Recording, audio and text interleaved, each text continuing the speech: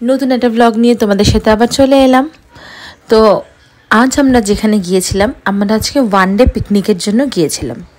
তো পিকনিক স্পটটা ভীষণ সুন্দর। তোমাদের সাথে শুরুতেই আমি পিকনিক স্পটটা শেয়ার করছি। এটা হচ্ছে বুরুলে।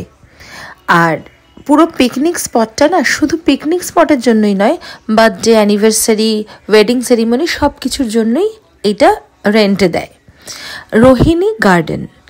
এবার এন্ট্রান্সটা তোমরা দেখছো ভীষণই সুন্দর আর এতটা স্পেশিয়াস। আর সাইডে না গঙ্গা দিয়ে যখন এই জাহাজ নৌকাগুলো যাচ্ছে, এত সুন্দর লাগছে অ্যাম্বিয়েন্সটা, তোমাদের সাথে কি বলবো, ভীষণ ভীষণ সুন্দর। তোমরাও যারা মনে করো যে উইকেন্ডে কাটাতে চাও, বা হয়তো তোমাদের যদি মনে হয় যে তোমরা ওয়ান ডে এরকম পিকনিক করবে অ্যারেঞ্জ, এই স্পটটা দেখতে পারো। আমার তো ভীষণ পছন্দ হয়েছে।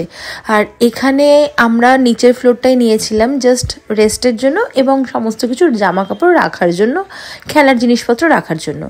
আরও উপরেও ফ্লোর রয়েছে, এবার তোমরা যেরকম ডিমান্ড করবে সেরকম ফ্লোর বুকিং হবে। ভীষণই সুন্দর লেগেছে। খেলার জন্য এতটা স্পেস রয়েছে। আর সব থেকে বড় কথা যেটা, সাইডে গঙ্গা রয়েছে, যার ভিউটা পুরো অ্যাম্বিয়েন্সটাকে চেঞ্জ করে দিয়েছে। আর সন্ধেবেলায় একটা বেশ চারিদিকটা ঝলমলে আলো, ভীষণ ভীষণ পছন্দ হয়েছে আমার।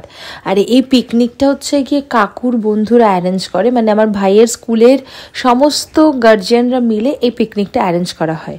হ্যাঁ, প্রত্যেকবারের থেকে এবারে ডিস্টেন্সটা অনেকটা দূর হয়ে গিয়েছিল। দূর কেন বলো তো, যারা বাইকে রাইড করে গিয়েছিল, আমরা জানতাম না, তাহলে আমরাও সেটাই করতাম। তাদের অনেকটা কম হয়েছিল ডিস্টেন্স, কেন তারা অনেকটা শর্টকাট রাস্তা দিয়ে যেতে পেরেছিল। কিন্তু যেহেতু পিকনিক আমরা যারা বাসে গিয়েছিলাম, আমাদের একটু প্রায় 10 থেকে 12 কিলোমিটার এক্সট্রা লেগে গিয়েছিল যেতে।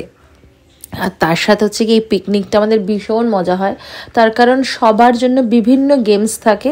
আর খাওয়া দাওয়া তো মানে মাটন, ভেটকি পাথুরি, পুরো বাঙালিয়ানা স্টাইলে খাওয়া দাওয়া চলে।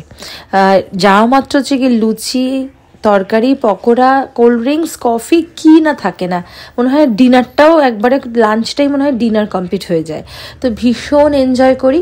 আর সব থেকে বড় কথা হচ্ছে কি, এবারের একটা এক্সট্রা কি, আমি তো কখনোই কোনো গেম বা কিছু খেলি না, বাট এইবারে খেলেছি সবার রিকোয়েস্টে, স্পেশালি শ্রীমন্ত রিকোয়েস্টে।